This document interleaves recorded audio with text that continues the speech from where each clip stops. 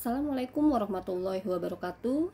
Izin saya akan mempresentasikan ujian akhir semester mata kuliah pasar uang dan modal. Pertama-tama yang saya hormati dosen pengampu Bapak Dr. Andes Sugeng Prasetyo SEMM. Judul yang akan saya presentasikan pada ujian akhir semester ini adalah Manajemen Pasar Uang Syariah. Perkenalkan, saya dengan Ernita, Prodi Manajemen dengan nomor induk mahasiswa 2892470015. Latar belakang dari pasar uang syariah adalah pasar uang merupakan salah satu instrumen penting dalam sistem keuangan yang berfungsi sebagai tempat untuk memenuhi kebutuhan likuiditas jangka pendek.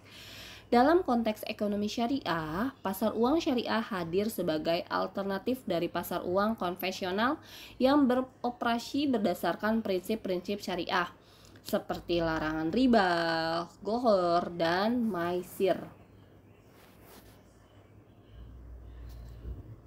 Pasar uang syariah tidak hanya menjadi solusi untuk mengatasi masalah likuiditas lembaga keuangan syariah, tetapi juga berperan dalam menjaga stabilitas sistem keuangan nasional. Keberadaan instrumen seperti Sertifikat Bank Indonesia Syariah atau SBIS dan Mudharabah Interbank Investment atau MII menjadi elemen utama yang mendukung operasional pasar uang syariah di Indonesia. Lalu rumusan masalahnya, yang pertama, apa yang dimaksud dengan pasar uang syariah dan bagaimana prinsip operasionalnya? Yang kedua, instrumen apa saja yang digunakan dalam pasar uang syariah? Yang ketiga, bagaimana mekanisme transaksi di pasar uang syariah? Yang keempat, apa saja tantangan yang dihadapi dalam pengelolaan pasar uang syariah? Dan yang kelima adalah bagaimana prospek pengembangan pasar uang syariah di masa depan. Sedangkan untuk tujuannya sendiri itu ada 4. Yang pertama, untuk memahami konsep dan prinsip dasar pasar uang syariah. Yang kedua, untuk mengetahui instrumen dan mekanisme kerja pasar uang syariah. Serta yang ketiga, untuk menganalisis tantangan yang dihadapi dalam pengelolaan pasar uang syariah. Yang terakhir, untuk mengidentifikasi prospek dan peluang pengembangan pasar uang syariah dalam mendukung stabilitas ekonomi syariah.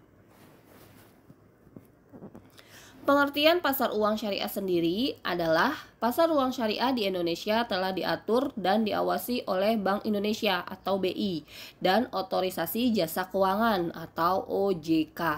Guna memastikan pelaksanaan transaksi sesuai dengan prinsip syariah, salah satu instrumen utama adalah Sertifikat Bank Indonesia Syariah SBIS yang digunakan untuk mengatur likuiditas bank syariah.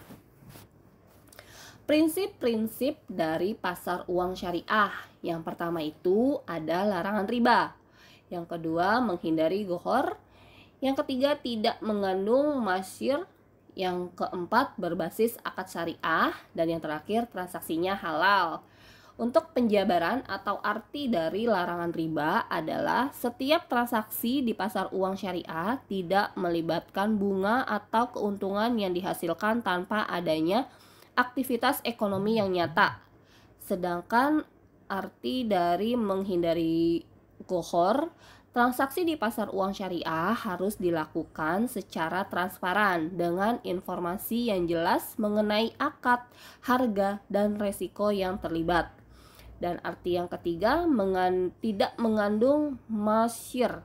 Tidak ada unsur spekulasi atau terjadinya dalam transaksi di pasar uang syariah. Setiap transaksi harus berdasarkan nilai ekonomi yang real. Dan yang pastinya berbasis akad syariah. Arti singkatnya, transaksi menggunakan akad-akad syariah yang sah seperti mudharabah, kerjasama antar bank, pemilik modal, dan pengelolaan dengan pembagian hasil sesuai kesepakatan.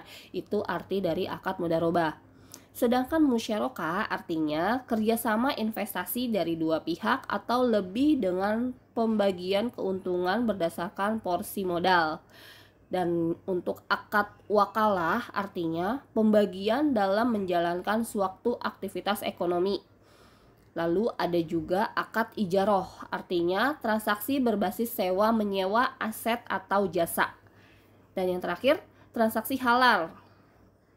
Transaksi halal itu maksudnya apa? Produk dan aset yang digunakan dalam pasar uang syariah harus halal sesuai syariat Islam.